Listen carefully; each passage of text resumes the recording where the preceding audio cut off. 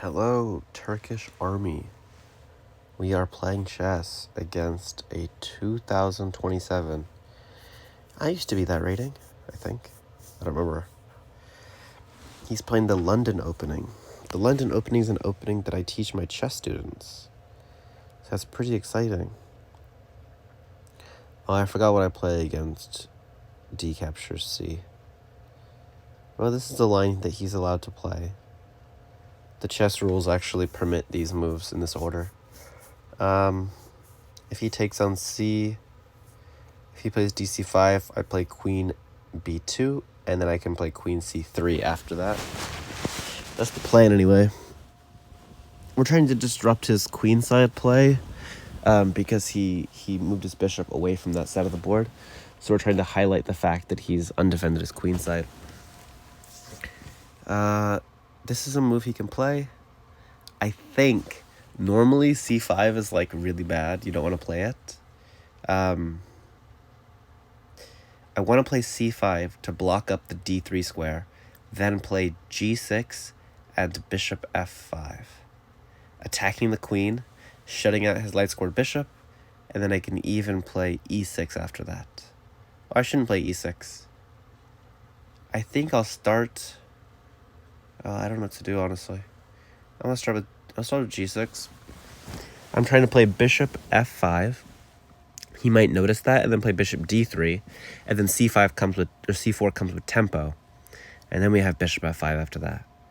So I'm kind of combining my ideas, I think, in a fairly straightforward manner. Knight f3 seems reasonable here.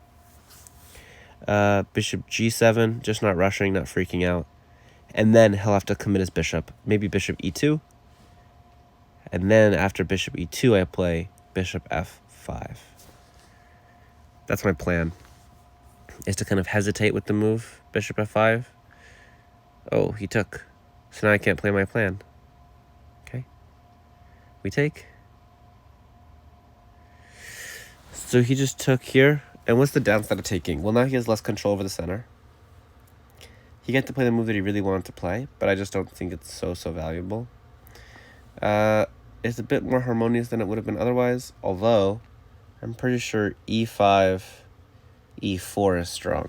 The problem with e5 now is there's bishop g5 attacking the knight. So I have to go here first, and that gives him time for knight f3. And knight f3 is a good move. We're going to try to take that knight and then play e5, I guess. It doesn't really work because his other knight comes into play. Yeah, his other knight comes into play. So we're going to do some more tricks for kids. And we're going to play... How does that work? I want to play rook c8. Whoa, not what I expected. I think I just win the center now. Wait a second, what? Now I just play e5 without a care in the world. e5. Great move. Totally controlling the center. He can attack my knight if he wants to. I'm going to castle queenside. I don't want to castle kingside just because look at that open G file. His rook or rooks plural will show up there, and then he has the H and F bullets to hurt me with. And I don't know about you, but I'm not a fan of being hurt. Being hurt is less fun than it sounds. So I really do want to play rook c8 and then knight b5. He takes the knight, I take the queen. He takes the queen, I take the bishop. So it's just a trade, but my rook advances and it ruins his pawn structure. So that seems pretty good. Problematically, though, that leaves my king kind of stranded. And I don't like having a stranded king. So I'm going to castle. My plan is to put my king on b1, my rook back on c8, and then play knight b4. And we're going to try to take advantage of the fact that if he castles queenside, his king and queen will be lined up. Although it will defend his queen once more, so I have to be a little careful. This does not strike me as a reasonable move. This strikes me as a unreasonable move. I take the b pawn, he takes back. I take his queen, he takes back. In that position, I've just traded my knight. This seems bad for him. Yeah, I disapprove. I disapprove quite heavily, actually. So my queen doesn't belong on the queen side. My queen's going to go to the middle and then slide it over to the king side, I think. Although here we're going to try to break through in the center, I think. I am worried, though. I think probably c4 is a good move now. He needs to open up the e4 square. Yeah, this is not what I expected. This I'm not so scared about. To play h6 or not to play h6, that's the question. Playing h6, bishop h4, g5. His bishop goes back, solidifies his kingside structure, and he's putting pressure on e5, so e5 is less palatable. Although I do have an extra knight in that position, which I like. Not an extra knight, but a knight. I think I'm just going to save my king. Go this way. Now I definitely have to watch out for bishop to g3. Bishop g3 I think is quite strong. Slide our rook over. With ready to take on b4. Knight b4 is a good move. Now, so he's got to do something about that. We still have to figure out what though. And c4 doesn't work because I take. And if he pushes c5 attacking my queen, I take his queen with check first, which is actually a fork. So good for me. Go forks. Still can't take there yet. We're still worried about the center and the center changes that'll happen. e4 takes my knight. I take back. He takes. I take. Takes with the bishop. So let's line up against his knight on d2. I think this encourages queenside castling. And it looks like b5 is scary. I just don't think it is, though. That's the problem. I don't think b5 is scary. We're going to go back this way. And now we're going to push in the center. That's the plan. And if you look at his pawns, they seem like, oh, menacing, right? Whichever pawn he pushes, I just push the other one and lock up the structure. And as long as I keep my queen on the board, or get rid of his two bishops, I mean, my rooks are great. I can play queen c5, like, attacking his pawn. So if I want to play the move e4, where does my bishop go? Actually, you know, I should seriously consider moving my knight and playing f5. Whoa. What is this move? Okay, e4, we have to calculate now. We have to calculate it quickly. e4, takes with the pawn. I take with the knight. He takes with the knight. I don't see any position where this works for him. Now I do have to watch out because my f7 pawn's hanging in the end. I don't know. This just looks like he has two pieces that are defended once. Right? The bishop and the knight are both only defended one time. So if he takes with the pawn, I take back. And he has his pieces are just there, like just chilling. So my rook queen battery is doing pretty good. Doing pretty good here, I'd say. But I blundered. I blundered this. I did blunder. This much I can say for sure.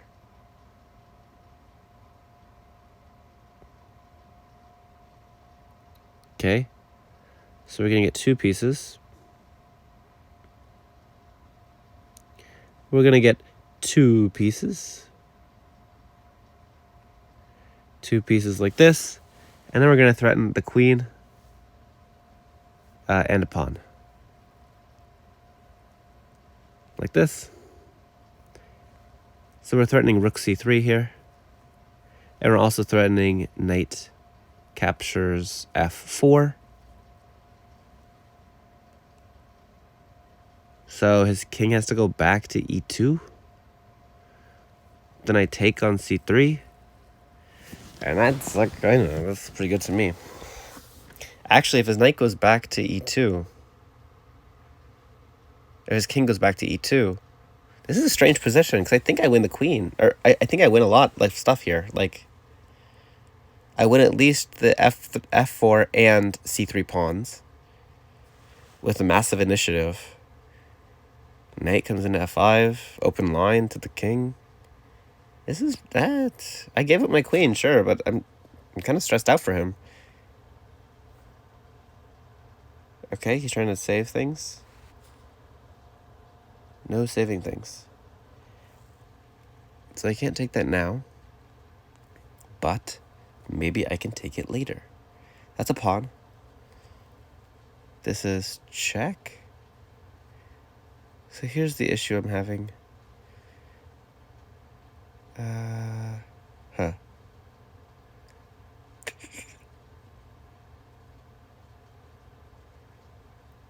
want to check him.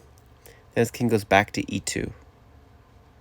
I can't quite get on the open line fast enough. But I'm kind of considering knight f5, sacking another time. He takes, check, with the bishop. Dude, this is almost working. Knight f5, king f4. Notice his king can't move backwards. His king is totally stuck. So then I have to check him again. Presumably with the bishop on h6. King has to go to... Well, king can go towards the middle. That seems suicidal. So king g4. How do I get the king on g4? I don't. That's an option. We'll just defend. We'll just be cool. And we're going to defend our knight. And now check it out. Knight f5 is checkmate. Have you ever seen that? Knight f5 is checkmate. How does he stop knight f5 checkmate? He moves his knight. He moves his knight, he's okay. Where does he move his knight to? The back row? Oh! Oh! That was crazy. That was a weird checkmate. Like, I'm not gonna lie, that's a weird checkmate. Because look at that, the piece in the middle of the board. So yeah, this is crazy. I there's no way that way I play is correct. E4 is definitely wrong. You're sacking for the queen. I think his king's in a dangerous position, even though I'm down the queen. Notice I didn't panic. I said, I'm sacking my queen, but I'm getting two pieces with check, and the king is awful, right? So is there a better way to play this? You know what? I like the way I played this. I think bishop e5 is correct. Now, I just think he should bring his knight. Let me check this out. I think he just brings his knight. Oh, I'm winning. I was going to say knight d1. Because now this check doesn't work. He just runs away, and it's just... Look at the draw. I'm still winning. Wow. So let's say he goes here. I'm supposed to play d4 check. I don't like d4 check because the king can step forward. And then I'm supposed to play f6. Just defending. He can't take because he just gets mated. Look at that checkmate. Have you ever seen that? All the pieces are on one side of the king. That's crazy. Okay, let's see if the queen... Let's see if e5 is really as bad as I thought it was. Okay, it's just equalish. I thought I was much better here. Okay, now I'm much better. And this is not totally losing. Bishop f4. E captures. King captures. Queen captures. E captures. And look at that. I sacked the queen, but I told you. There's compensation here for sure. And knight h5 is best move. Threatening rook captures c3. So he defends. He defended the wrong way. He's supposed to defend this way. Now knight f4, the king runs away, back this way to the corner. Exactly. Now he can't do that this way. When he plays here, this is a blunder now. Because if he goes here and he goes back to king c2, now I can hit this. Notice the king is blocking the rook. So he can't, when he plays his rook, he should defend the c3 pawn. If he defends it the way he did, he's actually cutting off an escape square for his king. Because now he can't go backwards this way to safety where he wants to go. Because I can just take. And this is pleasant enough. Notice it's, I've only sacked an exchange. And if we look at the, so we both have a knight, we both have a rook, right? But then he has this rook, I have my knight here, he has his rook in the corner on h1. Now, it's going to be debatable on what piece is better, right? Is my rook better or is his knight better? Or sorry, is my knight better or is his rook's better? If you look at the pawn structure he has, it's really awful. He has isolated pawn, on h3. He has double isolated pawns on f2. Those f pawns are really, really bad. Also, if I didn't just say that already, I can just win back the exchange like this. So actually, he has no exchange to speak of. The only difference in this position is that I have an extra pawn and a better pawn structure. So what I have to do is I really have to make sure that he can't take my d5 pawn. If he can't take my d5 pawn, then I just have an extra pawn, and I have a better pawn structure. Computer says rook c8. Trading rooks. That is not my first guess, because I think this seems pretty good. King c7. I just don't like that. Like, it seems kind of passive, and like, this is spooky. It seems like his king is gonna go to f6. I don't think I like his king on f6. So I'm supposed to play a6 here. He takes, I take. King goes here. King d6, saving my knight. He takes the pawn. So I have a passed d pawn. That's good. He still has terrible pawns. Oh, I can take his a pawn. I can? d4. His knight is doing 2 jobs at once. I see. That's much better. So I'm pretty proud of myself, honestly. This wasn't the best move, and it wasn't oversight. But when he moves his king up, like, more moves become acceptable. And I'm sacking... It's kind of like I'm sacking the exchange, because I'm sacking the queen, like this way. So I am down 4 here. To trade a queen for 2 pieces. But I got a pawn. So, yeah, this is just a good example of advantages. Like, I'm not better here, but he blundered, and then I took advantage. Is bishop d5 right? Or bishop e5? Yep. Bishop e5, best move, because it threatens checkmate in 1, and he didn't see it, so he got checkmated. That's crazy. Let's go back to the beginning of the game. This was a London system opening. And I'm not sure what to play here. Let's see. Again, if I play, I just need to refresh. Here, and if he takes this pawn, you just play knight c6, saying, I'm going to take back the pawn later. And if he tries to hold on to the pawn, well, now you get center stuff going on. And this is good center. Oh, and it wins back the pawn. So he can't defend the pawn because e5 comes too quickly. So perhaps he stops e5. If he stops e5, how are we going to win the pawn? We can do it by force. But this is not good. My queen moved a lot of times just to get back a pawn that I sacrificed. My center is small. He's making advance on the queen side. So much better is just to put knight c6. Okay, and if he stops e5, which he should, we play bishop g4, re-allowing e5. So e5 is now a move again. Bishop b5. I don't know if I see the point of b5. Because now, isn't there e5? Bishop captures e5. Bishop captures here. Queen captures here. Oh, dude, I totally spaced it. I thought my king and queen were flipped around. That was ridiculous. So we still can't play e5. So bishop f3, queen f3, and our knight's pinned, so we can't play e5. Very sad. Queen a5 forces knight c3, a6, bishop captures c6, bc6. Our center pawn's defended. We're attacking the pawn, castles, and we should take this pawn. So he doesn't actually get to keep the pawn in the end. Small advantage to white because he's castled, has a safer king, and more development. Black has more space. His pawn structure, I'm not sure if it's better or worse, but we have more center pawns. We have an open B file we can use, and our development I think is pretty straightforward.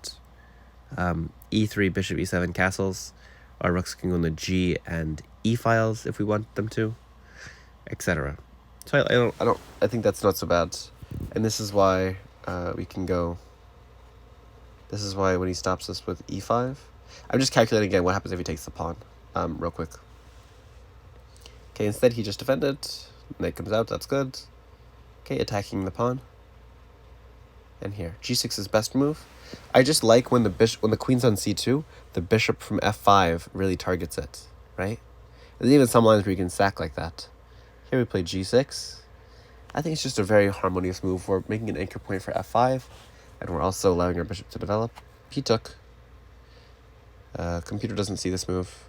It seems to get relieves the tension in the center. Queen c5, obviously. And now he has less control over the center, I would say. Less control over e5, for sure. So we get to play e5.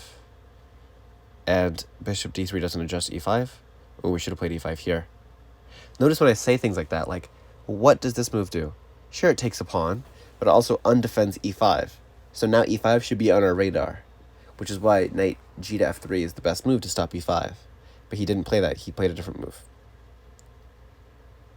And now we pinned. This is a random move. This doesn't make any sense. I thought this was opening up e5 for us again, because e5, e4 is very strong. Obviously, it's a fork. The problem is, even if I take this, he just takes back with the knight. He takes back with the knight here 100% of the time. And he's still stopping e5. I have to castle. He can castle whichever way he wants, I think. It says b4, yeah. b4 is good. Anyway, yeah. This move is just kind of random. It doesn't do anything. If the queen was back on d1, you could say it's a pin, but yeah, ridiculous. This is why it makes a lot of sense that bishop d3 does develop, but it just runs straight into this. And bishop g5. Oh, this was my thought process. I said I can play e5, but then he'll go here. Now you play bishop e7, and you've already got an e5 in. And you can't play f3 because you go here. So, yeah, I should have played e5 when I had the chance. I saw it, I just saw that I didn't like that he attacked my knight.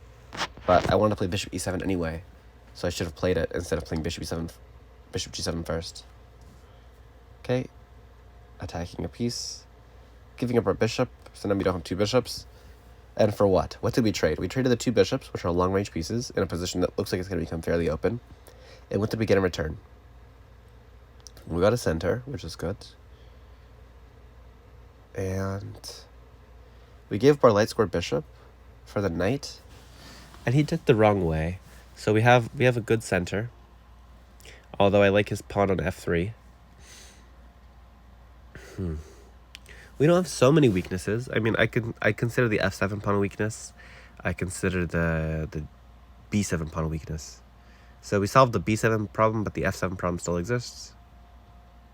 And b4 just seems a little bit misguided. He's got to castle kingside, I think, if he wants to push on the queen side, which I think is not a bad idea. Computer thinks it's a bad idea. Computer says castle queen side.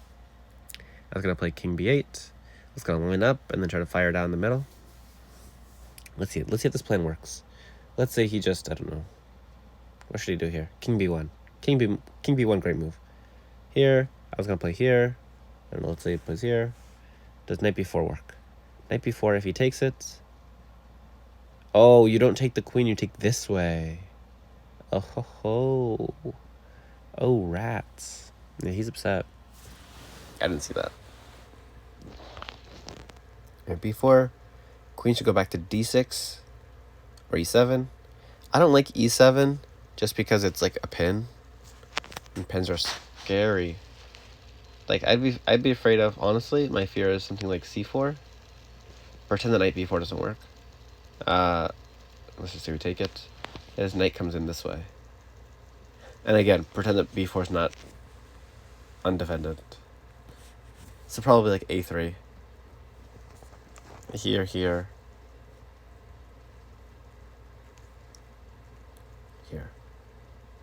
Oh, we can play e4 because the queen's on the e7. So I get why the queen on e7 is good. I played queen d6. Queen d6 lines up, that's in double quotes, against the bishop on d3. Yeah. It also lets the knight go back to e7, which it does. Is king b8 necessary? King b8's top computer move. See, these are the kind of moves that you see when you're first starting chess, and you're like, what is going on inside that head of theirs? You know? Like, why is he moving the king? Well, it's several reasons. One, my king's on a light square, and he has a light squared bishop. And you might say, yeah, but he also has a dark squared bishop. His dark squared bishop isn't really pointing towards me, and the only way it can is by going back to g3. If it goes back to g3, he no longer has the open g file, right? So he has to trade an advantage in his own right just to get his king to attack me. Also, my king can go back even further to a8. So my king can fully hide in the corner, but also my king and his queen are lined up. So let's stop that from happening. And that's why I like king b8. Also, I want to put my rook on c8 so it can look at his queen, right? Turn the old turntables on him. Okay, a5, coming to get me, good for you. And rook c8. So that maneuver of, like, I'm so proud of myself. was queenside castle's best move here? No, it's like kingside castles. I'm sad. I thought I played like 3 moves, the engine liked in a row, but I didn't. Castles, over. I was pretty happy with that. This move is trying to push b5. I just don't think it works because you can't play c4. Really, I don't think. Rook h to d8. Seems like a good move. Hey, I played it. That's pretty good. It just lines up against, notice the bishop and the knight. I talked about this in the game. The bishop and the knight both only have, well, the bishop has no defenders, so we're attacking that, but also the knight only has 1 defender. So if I could magically get rid of my d5 pawn, he'd be in a little bit of trouble. Notice that his bishop is insufficiently defended. Okay, he played b5, saying, here I come to get me. Just drop the knight back. There's no reason to get fancy or try anything crazy. That's also the only square we can go to. And he brought his king forward, which was poor. I noticed the 2 pieces lined up, and I was like, hey, let's get him. Knight d7. Knight d7's a crazy move. Knight d7. What this does is one, if he takes here, he no longer has the bishop to win my queen. Because right now my weakness is the dark squares. My queen and king are lined up on dark squares, and all my pieces are on dark squares. So that's why this is bad. If I drop back this way, now if the same plan happens, let's just say random move, I can now play this move e4. Because if he tries the same trick, I can take here, he takes back, and I can block, either with the bishop or with the knight. Probably the knight's better. So this knight was actually stopping my dark squares from being defended. See, my dark square bishop's doing nothing? So on this move, knight d7, I'd probably play a move like this. Because now it feels like my bishop is active, but I haven't stopped the battery. And e4 still works here. Bishop b1. Whoa. I don't approve of that. But this is multifaceted, this threat, right? He can't take with the pawn, because I take back, and he loses a piece. He loses the bishop, or he loses the knight. So he gets to pick. He picks this way, which gives up the queen, or gives up the knight. And if he doesn't take the pawn, that means he's moving the bishop away, right? So he moves the bishop away somewhere. And now I can take on f3 with check, which is not good because it develops his knight for him. I'd consider honestly a move like f6 here, but probably best is what the computer says. It is the computer after all. Yeah, I chose a different route. I played e4 immediately, which is risky because you see I'm losing the queen. But I thought it all worked out. I played this immediately and was like, oh, I lose the queen. And then I thought, it's probably okay. Probably okay. When you take a pawn in the center of the board with check and take a piece, you're probably okay. Like, just thinking about it, his king is now very unsafe. All my pieces are developed. Like, all of my pieces are developed. His rooks are not participating. And my bishop is going to be a monster if it opens up, right? So, takes, queen f4, ef4, knight h5. We take advantage of our bishop being an amazing piece. We release the latent potential in our bishop. Also, I just noticed that his king has nowhere to go. Like, look at the king's available squares. Right? He only has 3. He can't move forward whatsoever. If he stays where he is, it looks like rook c3 is strong. If he defends this pawn, rook c3 wins the queen. So I just gave up a queen and got a queen back. And I'm just way better there. Because I got 2 bishops for the queen. So if he goes here, I get the queen back for a rook. So it's like, if we look at the position now, we both have 1 rook, we both have 1 knight. I have 2 pieces for his rook, and again, his pawn structure is terrible. So he can't put his king here. Sorry, he can't put his king on e3, that's terrible. So he can't defend the pawn, we've established this much. So I also get a pawn back. I got 2 bishops, better pawn structure, he has an unsafe king, and I'm also getting a pawn. So 2 bishops is worth 6. The pawn makes it 7. So I'm really only trading 7 material for a queen. 7 for 9 is already pretty close. His king safety is worth about a pawn, and his pawn structure in an endgame is worth a pawn or 2 pawns.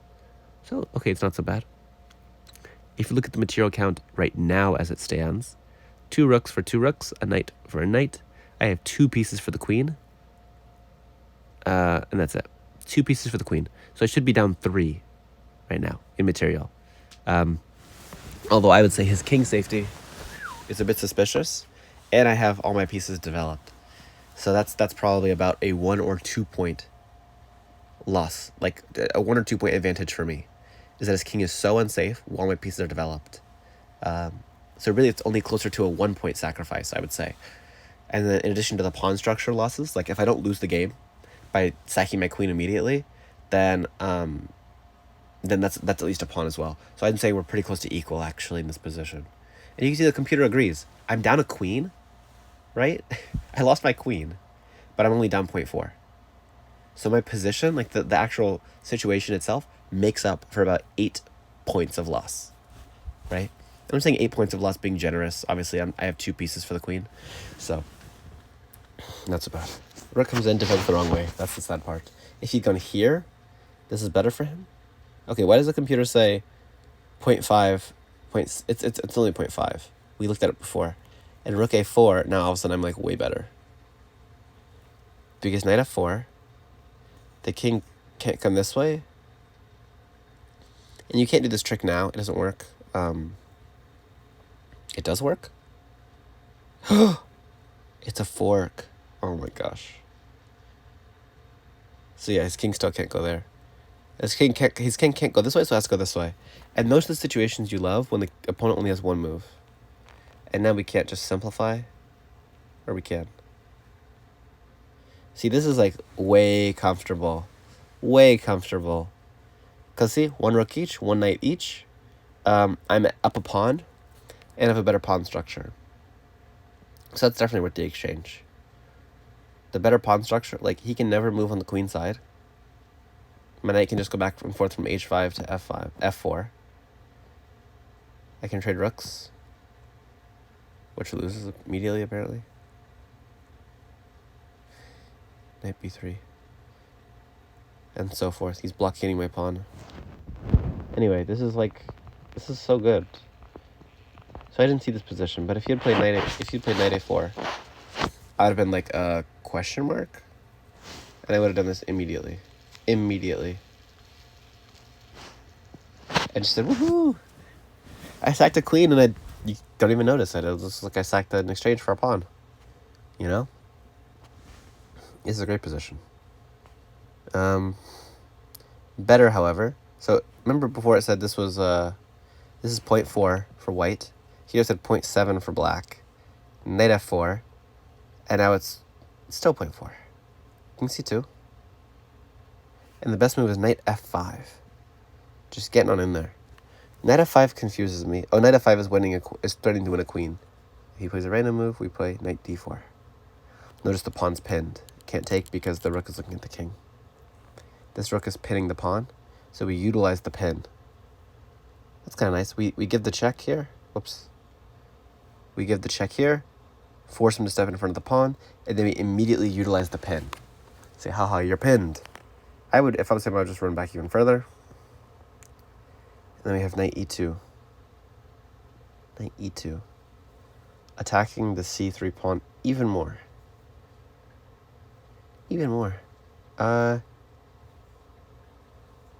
Well, this pawn's attacked. Maybe we just move it away. Oh, but knight c3 anyway. Moves the king. Oh, it's a discovery. I didn't see that. So he can't go to dark squares. He can't go here. Can we just repeat? Maybe we don't repeat. Knight d4. Sacking.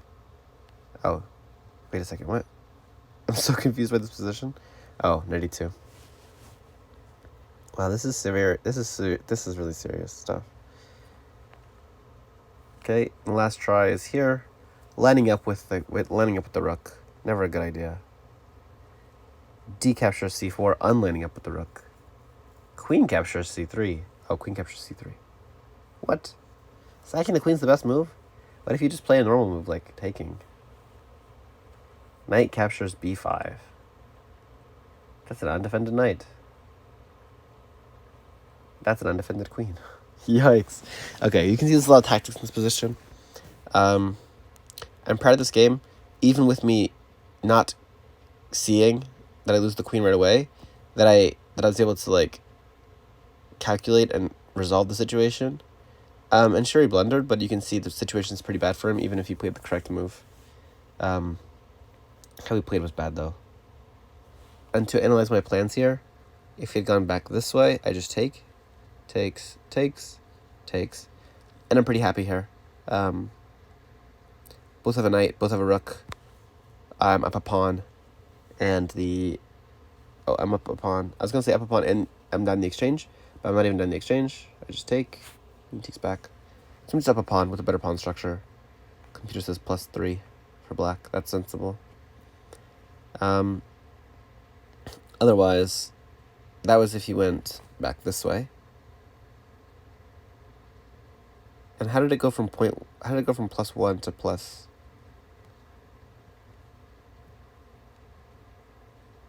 Oh, the king goes to d3 instead. Here. And now it's +1 instead of +3. Okay? And the alternative was he goes this way to e3. And this is bad because bishop e5. Which I'm so happy that I found. What a cool checkmating pattern. He has to bring his knight backwards. We play d4, check. Which this just baffles me. If he takes this, knight f5 check. The king goes forward like this. And I'm trying to see the follow-up. Oh, rook captures d4. It's no longer defended. He is back this way. Rook captures c1. Queen d1. Rook captures cd1. Wait, rook captures cd1 checkmate? Rook captures dd1 checkmate. Shouldn't it be rook d captures d1 checkmate? Whatever, dude. That's a cool checkmate. So d4. What are his moves? He can either take with the pawn. We just went over that. That doesn't work because knight f5. Removing him from the pawn. What doesn't remove him from the pawn? It goes here. Here. Rook e8 looks forced. And then knight h5. This is where I struggle in these positions. Here, f6 checkmate. f6 or h6. Never play f6. And alternatively, he shouldn't go forward, he should step backwards. And then knight d to d6. Checkmate. Look at that checkmate. Look at those knights putting in work. That's pretty crazy. I would struggle to see this move. And this was the case in which he took the bishop on check. Instead, he can do what? That's his only move. So he'll go back a move. Instead of stepping forwards, he can step backwards. Yeah, stepping forward, you lose. Stepping backwards, we already went over, you lose because rook d4. And it's all over. Nothing else to talk about. So instead of taking with the pawn, you can step forward with the king. And now you play rook c5. Rook c5, defending the bishop. And if I'm not mistaken, f5 is checkmate. Yeah, f5 is mate. So you gotta stop f5 from being checkmate. There's one way to do that. Take, so you can't play f5. Yay! Knight f5. Threatening knight to d6 checkmate. Is that correct? Yep, knight d6 is mate.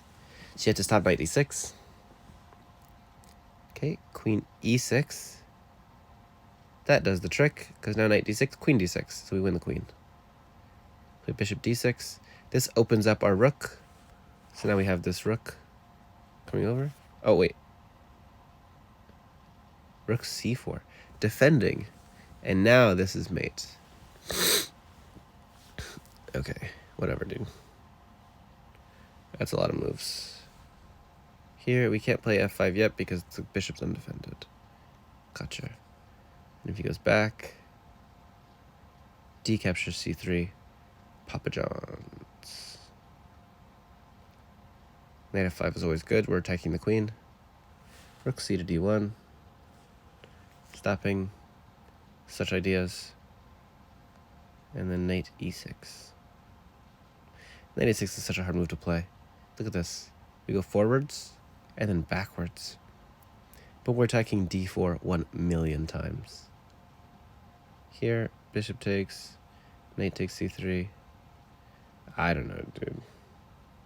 Check, king b2. And we're winning. We have an extra knight. We have an extra knight. That's all that matters. We have an extra knight, and now we have an extra pawn. Yeah. That was a cool game. That was a lot of analysis for this game. I hope you guys enjoyed the chess.